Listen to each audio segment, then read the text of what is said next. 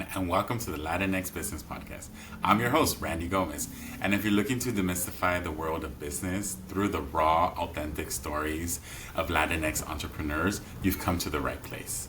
As someone with an MBA and an IRS enrolled agent license, I spent years helping freelancers, partnerships, and S corporations navigate the often tricky waters of the U.S. tax law. Now, I'm bringing that expertise and passion to this community right here. So thank you for tuning in, and you know what? It's time to talk business. Laura combined her passion for creating with her knowledge in business, public relations, and marketing when she launched A Total Diva Designs, Inc. She created a network of handpicked artists and colleagues with a diverse set of capabilities and expertise in the arts. They cover on-site personalization events for major companies. They provide product launch and promotional event support to major retailers and global fragrance houses. This has effectively placed her company at the forefront of her industry, which is a very niche industry. Well, thank you for joining us today, Laura. You're welcome. I'm happy to be here. Thank you. So I guess we'll just get right into it, and we'll start with the first question. So tell me how you identify within the Latinx community. Well, for me, it's always been based on the era and the culture that I grew up in. And so that was always Chicana, and the derogative side, or if my mom was mad at us because we didn't speak Spanish correctly, or we were using like Spanglish, it was like pocha, pareces pocha, but it was always Chicana.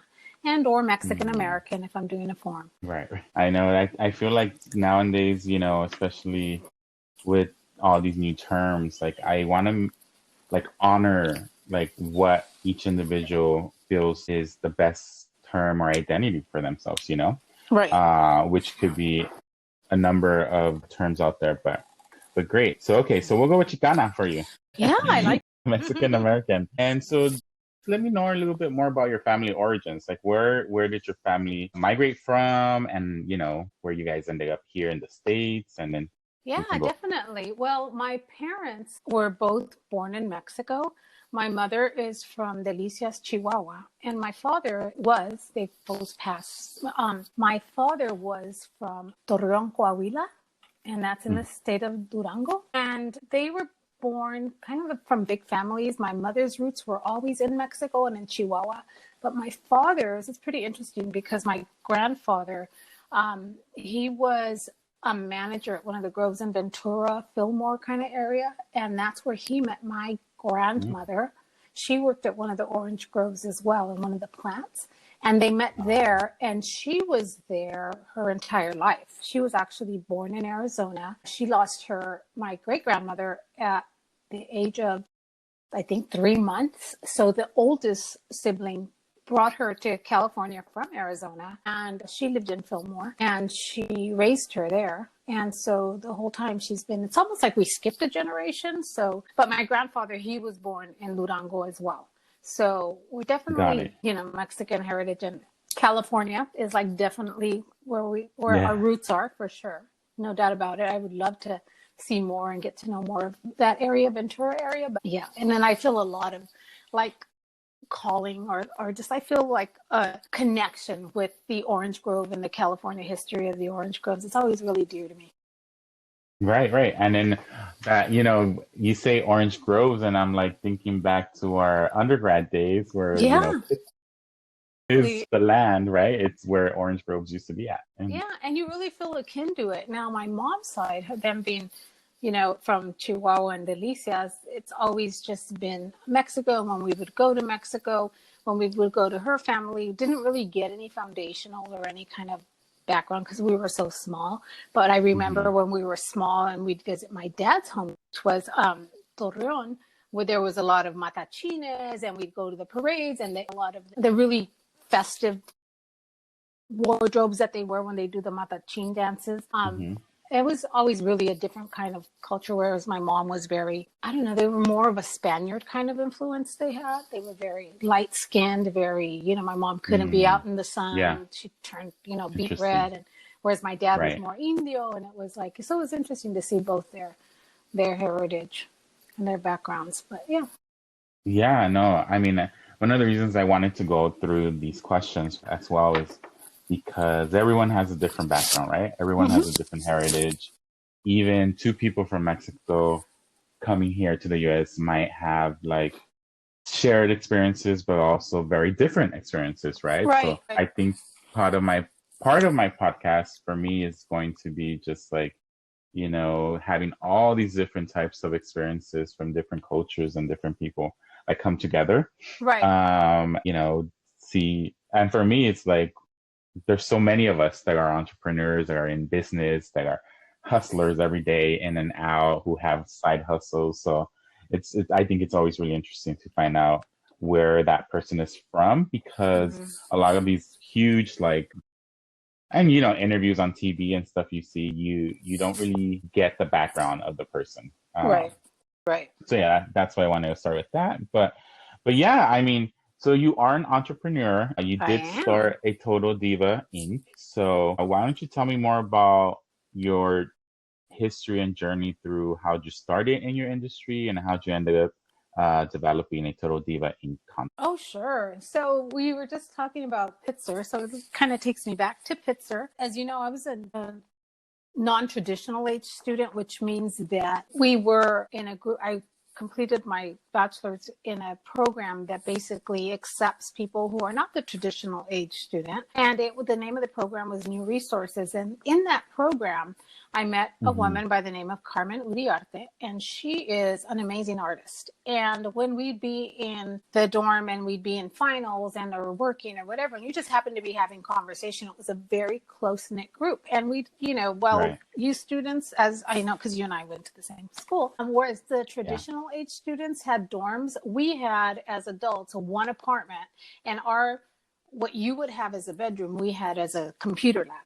And then we had a living room and we had a kitchen. So there were a lot of shared experiences that we were able to kind of just kept us connected. And one of those was, table or dinner time or tabletop discussions that we would have. And she had mentioned how busy she was. And I happened to ask her, we had a conversation about how she is an artist and she does this work. And I said, if you ever need help, listen, I've been so involved in school. I haven't painted. I'm an artist as well, and I do murals, and I haven't done anything in a while. I would love to pick up a brush again.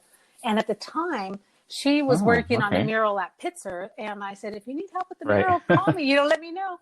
And she said, well, I can show you what I do. So I said, great. So she came over to my house, and I think she brought her daughter with her, and she showed me how to paint on these bottles. And she told me that what she does is that she has these clients that are retailers that will hire her to come and kind of decorate their bottles, sort of to incentivize a purchase. So if you're at Macy's or Nordstrom and your parents, or you go to buy a fragrance for your mom and she loves Chanel, but Dior is having a sale. Dior, and you say, no, my mom's really into Chanel. That's like the only one she ever wants. And the fragrance specialist might say, well, we're having a promotion. We have a live artist here, and they will decorate your mom's bottle. You can personalize it. You can put your mom's name. So that sort of just flips the switch for you. Right. It's the upsell. It's the upsell, and it's complimentary to them. The first thing they'll ask is, how much is it? And it's like, oh, no, it's complimentary with the purchase of this brand.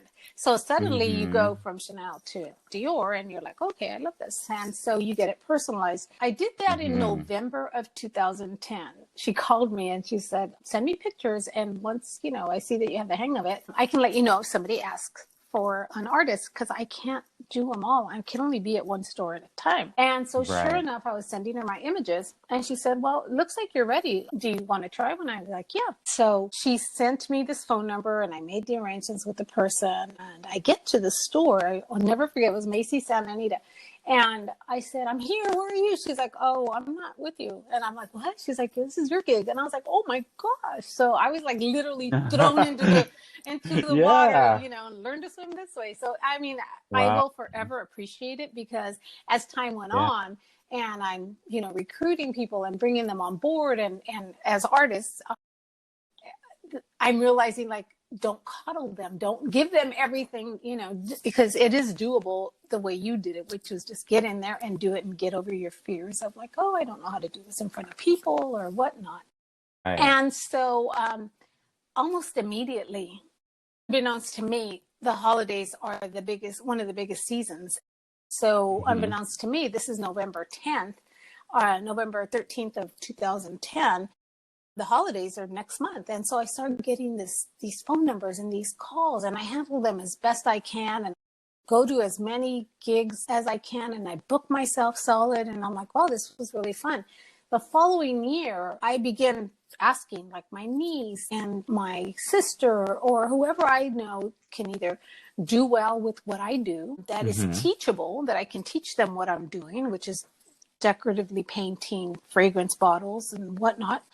And so I don't get any bites. So I go through the Mother's Day season with no help, and I'm still booking. And I'm like, gosh, people are like, I'm getting more numbers that I can keep up with. Going back to my niece, she had lost her baby, and I had tried from time to time to just take her under my wing and check on her. And I, invite her to dinner, and we just kind of like see how she's doing. Finally, the next season, she took me up on it. And, lo and behold, she became one of my best artists, and she learned really quickly.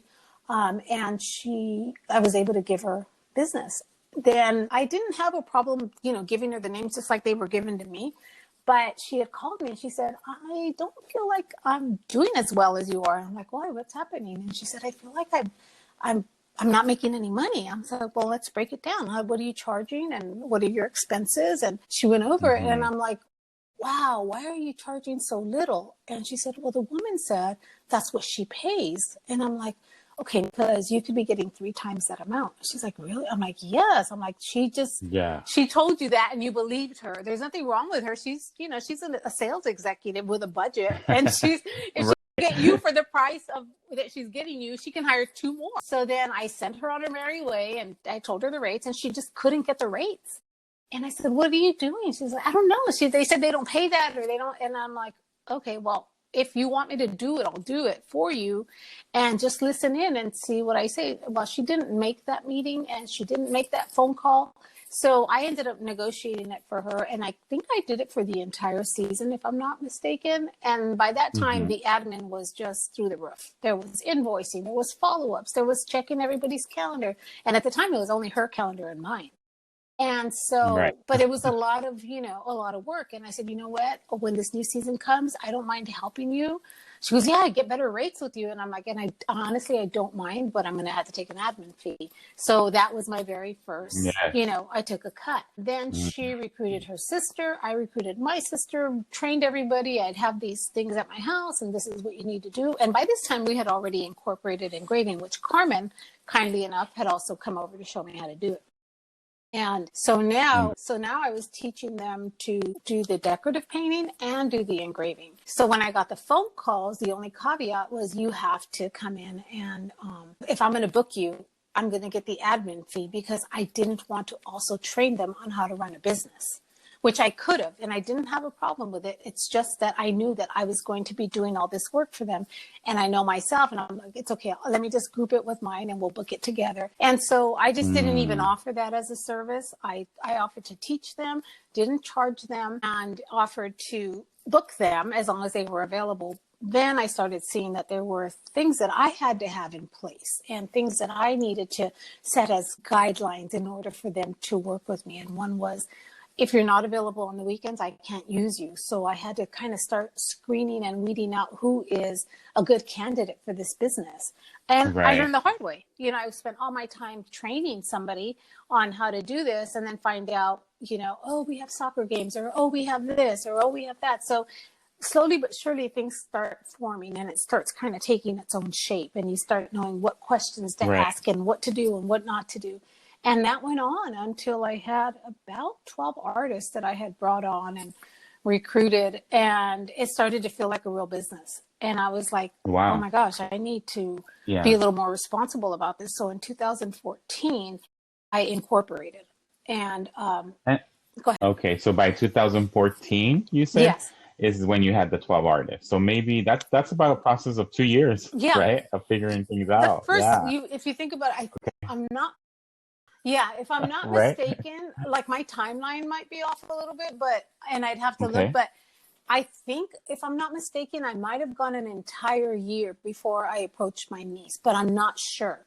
And then I did, bringing people on is not something you can do quickly. And so that's at the end of the 4 years. And by the time I incorporated, I knew I had collected social securities from at least 12 people who were very capable artists and were willing to do the work. And I just thought, you know what, I'm getting these huge chunks of money, and I want to be responsible with it. You know what I mean? I want to know that I'm handling it correctly and I'm not breaking any laws, because I was still doing my own taxes, paying my own taxes. But at the same time, I was like, I am going to get hit with this huge income because it's all coming in my name.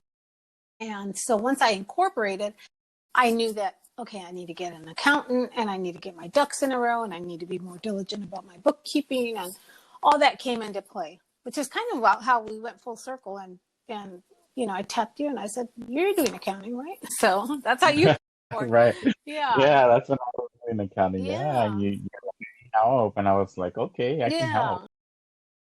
And then you're an alumni, you're a friend, and I was just like, anything I can do to get you in compliance and in the right journey with and your financials, I think, because so much of like finance and tax and all of that has to do on the building blocks of your books, right? For your company.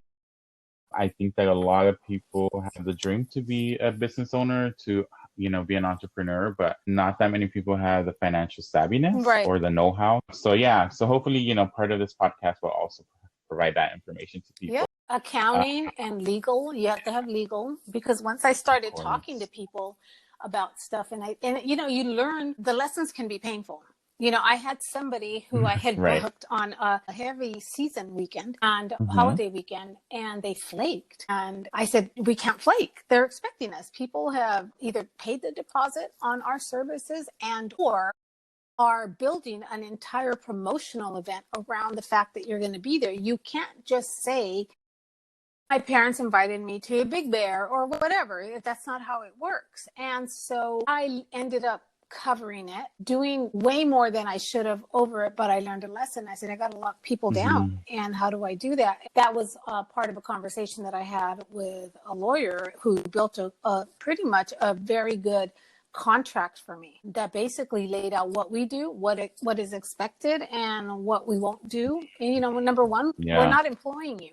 You are, I had another artist who was just livid because they got 1099. I'm like, you didn't tell me what 1099, it's not my responsibility to educate you. If I tell you you're not an employee and you sign a contract that says right in the first, you understand you are not an employee of this company. This is an on contract basis, that you will get a 1099 at the end of the year. You can't come back and say, you didn't tell me what a 1099 was. You know what I mean? So that's the rule number one. If you don't know what you're getting into, take the time and research. And they do say it's in the details, because you may recall that a few seconds ago or a few minutes ago, I said that I began recruiting people. Well, when I was in the throes of preparing or working with this attorney with the contract, the one thing, I already knew they're not my employees, but what she said is, you can't say you're recruiting them. You cannot bring people in and recruit them and teach them everything and then send them out and tell them what time they're going to be there and tell them what service they're going to provide and expect that they are not your employees. They are the law is going to recognize it as, you trained them, you sent them out there, you supervise their hours, and you cut the check. So they're not freelance at all. They are actually your employees. So I had to make a decision, and I said, I do not want to be an employer in the state of California. It's very expensive, and I would be okay with it if what I make in a very seasonal business, I made year round, but that's not how it works. The business I have is very seasonal, and you have to adjust yourself accordingly. And so knowing that the amount of income that comes in on the holiday seasons, which the biggest one being Mother's Day and the second biggest being the holidays in December, the importance was to know that income does not come in throughout the year. So you can't make plans during the year for that. So you have to make sure people understand that I can't employ you for the rest of the year, and I can only use you as a freelance artist. And then the other thing I had to recognize as well is that all those beautiful shirts that I had just had made with our company name on them, they couldn't wear them either, because I couldn't provide them with a uniform.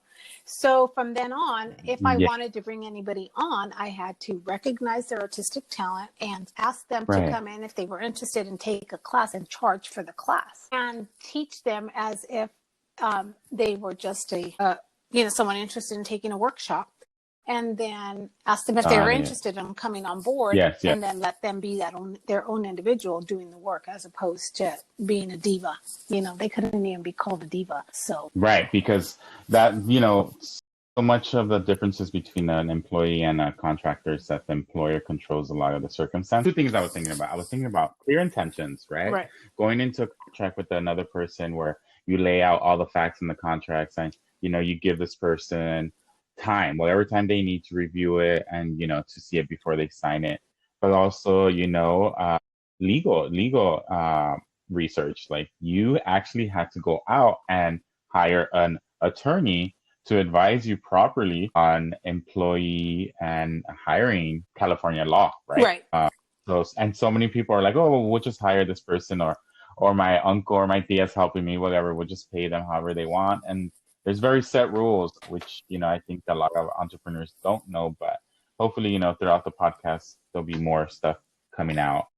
Right. So good that you've ventured into this, because there was so much, I was preparing for this was, the journey and what is it that, I felt. Have you ever felt alone through your business journey? And I was like, oh my God, yes. It's very common, especially when your business is super niche. And that's what my business is. And even those who want to help you can't, because they're not familiar with the nuances of running a super niche business. So super niche is great, because you kind of get to corner the market, and people will come to you because you are the only one they know that can do this the way you do it. And I'm not talking about the aesthetics of the design or the artist. There's that one thing that's super niche that makes you stand out when they're considering who they're going to call. And that they know that based on their experience of working with you before, or on the fact that you were referred by someone, that you are exactly what they're looking for. And so with that comes great gains, but at the same time, you're alone. There's a difficult way to talk to, it's a difficult time trying to talk to somebody who understands the seasonal business. And the ones that understand the seasonal business tend to be people who sell direct to consumer. My clients are all executives and account executives and brands and fragrance houses and design houses. And so being able to provide that service to somebody, it's like, who is out there? It's like finding a needle in a haystack. Who does this specialized service for events, live art, in-store? You know what I mean? So it's been lonely, and it's also been a heck of a time trying to find somebody who can correlate their experience with yours, because it's just, so that's been difficult. Right. Like, you want them to be on the same page with you. And sometimes, just so much of like being on the same page will set the tone between you and your colleagues or whoever you're working with, that I feel that if that tone and those intentions are not set from the get-go, it makes it really difficult to change gears later on. I'm not saying you can't, because I definitely have seen people do that, but it is work, right? I've seen people turn it around, and it takes a lot. Sometimes it even takes like having consultants come in and, having a new face, and make changes in the organization. But I feel what you're saying. So I mean, I'm glad to know that, that you have that shared experience actually with probably tons of people out there, because one of the reasons why I decided to kind of start the podcast, and I was looking back at my own experience in the accounting world and in the business world, I have felt that, I didn't really have a support system in the business world the same way I had other support systems in my life, right? So my dad's an electrician, he's always worked for companies. My mom has been a stay-at-home mom for most of her life here in the US. And my sisters, two of them are in education, another one's a probation officer. So, very different fields. And I feel my journey in the business world has always been a little bit lonely, but when I started taking on clients and speaking to my clients like yourself, I would find little similarities between conversations we would have, right? So I'm like, oh yeah, I've always thought that way, or just hearing it from you. I love when I talk to somebody, or I hear something. I might be listening to a podcast. I'm like, I'm not alone. And it's interesting because there are so many shared feelings and so many shared emotions and experiences that are in just running the business alone. whether it's social media or, the accounting or, one of the things that I was beating myself up about a lot was the books, And so I joined this group of women on Facebook, and in order to be on that group, you have to have a certain income and you have to have a certain type of business. And so that you walk in feeling like I'm walking and talking with female entrepreneurs and this is good. And so I would listen to the podcast and I would be like, oh my gosh, she feels me. And, they'd have these speakers and it's like the accountant. And she's like, can you please just share with all of us how many of us have a mess in our books? And it's like, oh, about 90% of you. And I was like, oh my gosh, I feel so redeemed because I beat myself up about it, and, I even hired somebody who had no experience, but they were going to be able to come to my home and do the books while I was there. I bought my workers' comp insurance. I got that part-time bookkeeper, and it was a mess because she didn't know what she was doing. So you learn these lessons about what you need to do and what you need to spend on. And lo and behold, there's a whole category in this same group of women entrepreneurs that talks about stop trying to hire yourself, stop trying to hire your sisters, stop trying to hire, stop trying to just put a seat in the chair. That's not how it works. You have to be mindful and thoughtful about who it is you're hiring, for what purpose, because there's no point in working your business this way and handling it with kid gloves when it comes to this area, but just being shipshod about how you handle your books. Like everything has to have the same level of attention of a professional, and the way you do it is going to reflect. And sure enough, it was like, okay, that was a waste of time and money, So yeah, you definitely learn. And those are the things that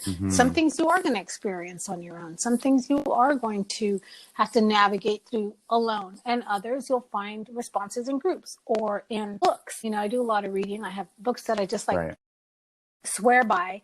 And I literally have to just, take a step back and what are my goals? What are the objectives? Why am I doing this? And what is the outcome? Always. And I remember that from meetings with Laura Trombley. It was always like, don't do anything if it doesn't have an objective. Like, don't waste the time on the pen and paper.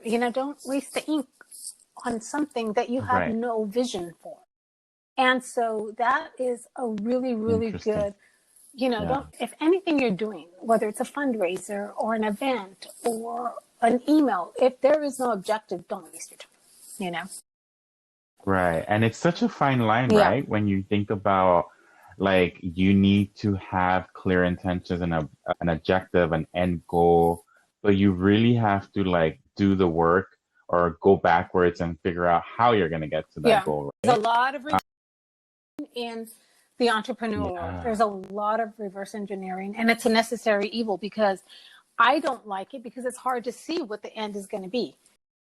To deconstruct something and go back to how it's going to be, it's difficult. There are a lot of ways you can do it.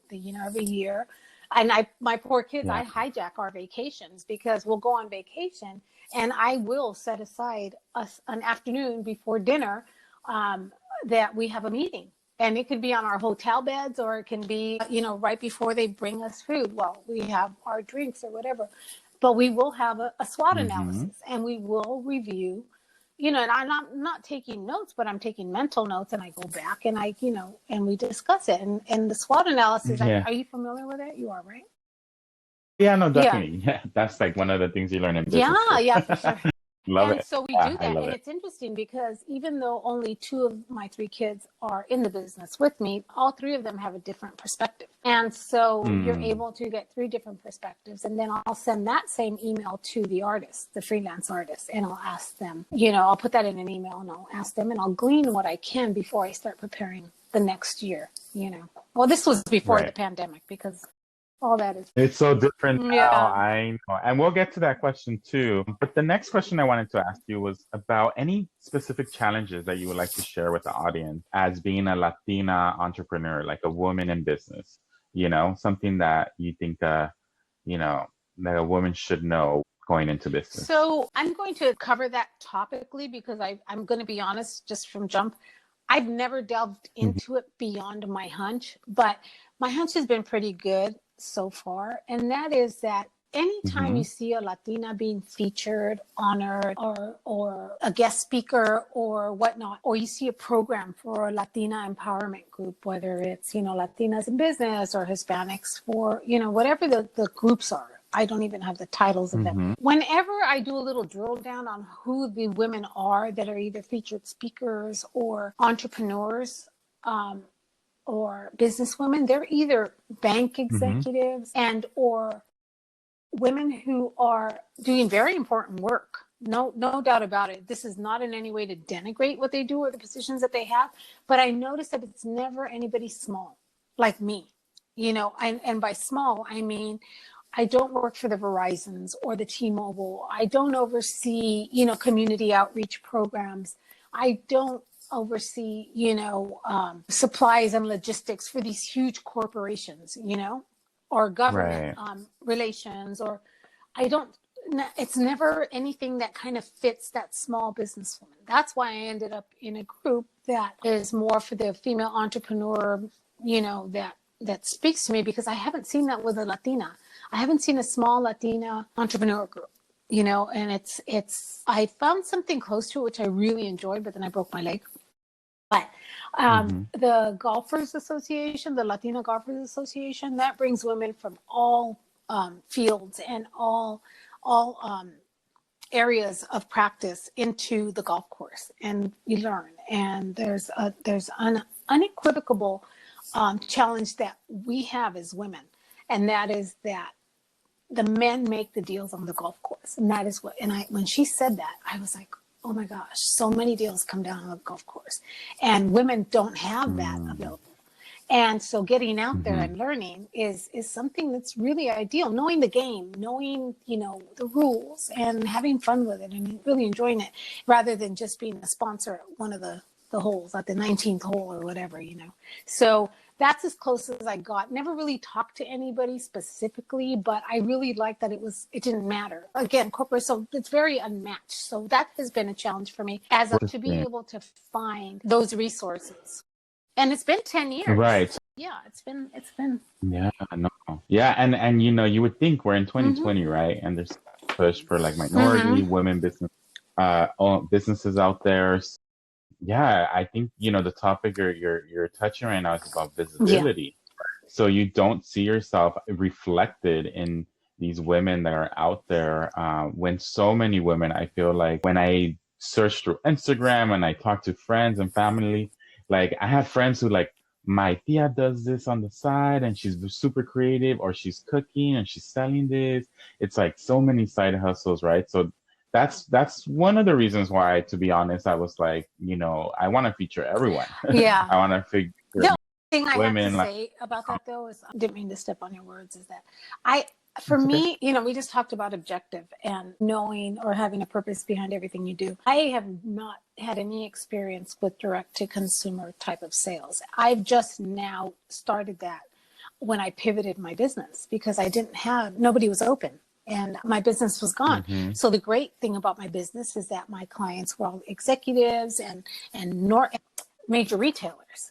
The downside is that when they shut down due to the pandemic, there went my business, and I could not wholeheartedly and or mindfully pivot my business to sell to the general public and or to the consumer without a purpose. So I had to find a through line that what's going to stay in the vein of what I do, even if I'm not making a ton of money right now, but what can I do to pivot a total diva so that when we're out of this, whatever I'm working on now, I can transition into what I'm doing when I'm back in the store. So the only thing I could come up with is add services to what we already do. Are those services fully functional right now? No, because it's in a phase where we're continually growing and learning, and the personalization is my through line. So rather than just doing custom decorative painting and engraving, when I come back, I want to be able to say, we've expanded. Well, now that you're open, here's all the services that you can look to us for. Right. And so that's including all the stuff that I'm working on right now. Do I have a passion for selling direct to consumer? No, because I'm not good at it. There are people who can sell, sand to, someone on the beach. And I'm not that person. So I have to understand, what are my strengths? What can I do? And what I can do is I can build on what I have that has worked well and just be ready when it opens, because success is preparation as well. It's not just, so it's been a difficult road, but it's also something that you have to say, just to go back to what I was talking about, not having the resources within like a network situation or an association that I can, glean from. You have to make your own path. You can't say, woe is me, there's nothing out here for me. You have to say, despite the fact that I didn't find anything specific to my networking and or visibility needs, I cannot let that keep me from growing my business. Right. Yeah, it's kind of like you gotta keep on pushing. And I get that, because like so much of this industry, I feel like a lot of the conversations and the deals happen behind closed doors. So, that is one of the main points of my podcast, that, let's talk, let's get this information out. It's free, it's a podcast, right? So most people can just like turn it on whenever they have time and information. Let's move on to the next question. So in terms of when you started your business, is there any item or any lesson you wish you would have known before you started your business? Sure. That you would have done? Or, I think the biggest one, which would have been a great help to me, would have been how to navigate a seasonal business. And that is key in terms of, I would have made better decisions. There are a couple of decisions that I made when I started that are kind of, they can piggyback on the seasonal, but one of them was don't get into credit debt. As soon as I incorporated, the credit card solicitations were like crazy, and I tore up every single one because, number one, the cash flow of this business was good enough where I didn't need anything. The overhead was good enough where I didn't need any expensive equipment. And as time went on, as I saw the need for equipment or training or this or whatever it was I needed, I need a studio, I told myself, if I cannot afford it with the cash flow that comes in and invest in the business, then I'm not getting into debt for it. Very aware that it took me 10 years to build my business, and I'm not. And so with that said, when the pandemic hit, I was beyond thankful that I didn't have a studio rent. I didn't have equipment leases and or purchases, credit card debt that would cover that. I was glad I didn't have employees. I was glad that I didn't have that on my shoulders, that I could walk away, close the doors to the business and said, I'll be here. I'll be ready when you're ready to take us back.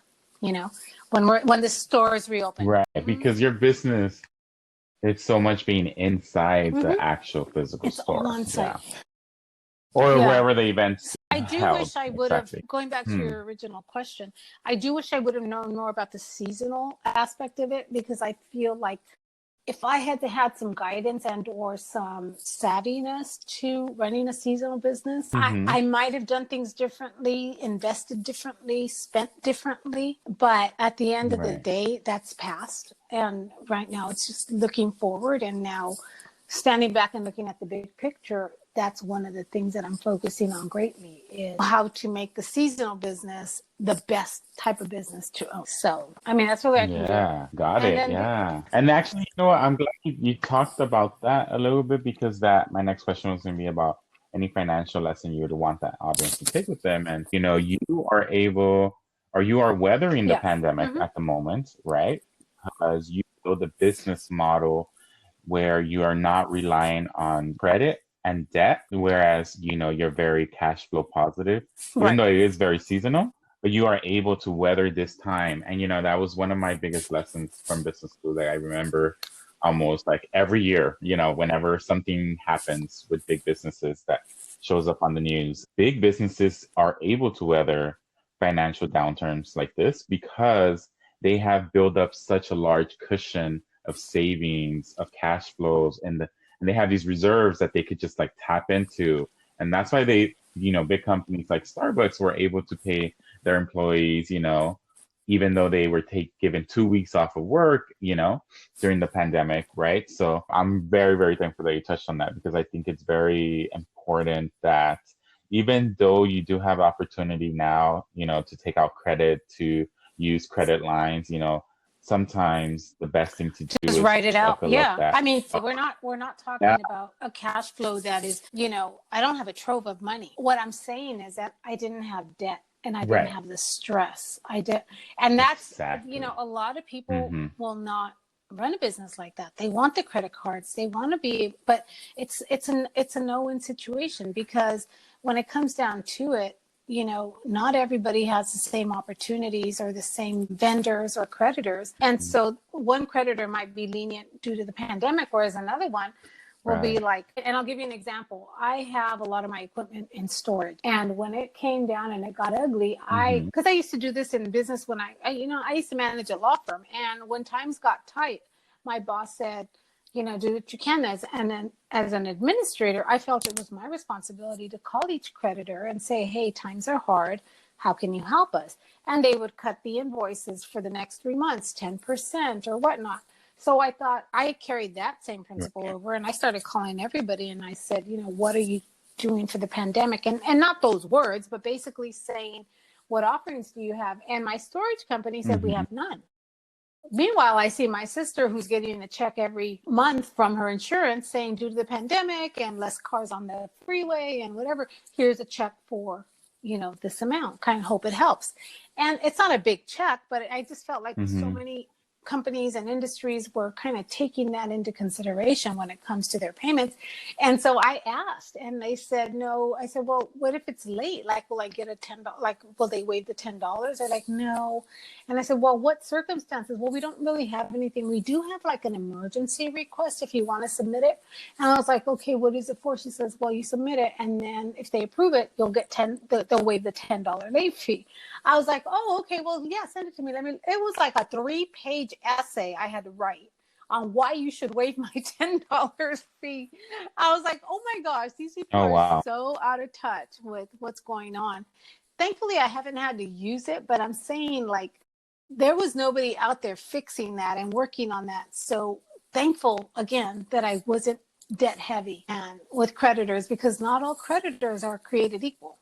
Some creditors don't have the ability. And so much also depends on the industry, right? So businesses are working, depends on the industry that you're working in. Yeah, so it really depends on the type of business you have and whether, your industry tends to lend more credit than others, right?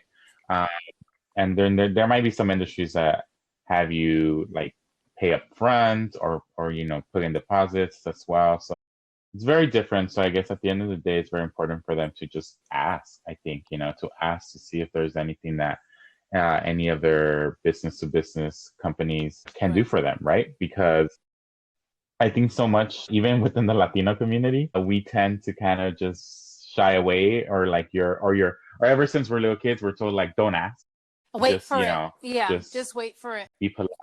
Yeah. And then we get mad. That's like that's for me. It's like, right. And I don't want to sound crass when I say, but it's like waiting for a handout, and you can't. Don't get into debt. I learned that a long time ago. Don't get into debt, and then you won't have to worry about it.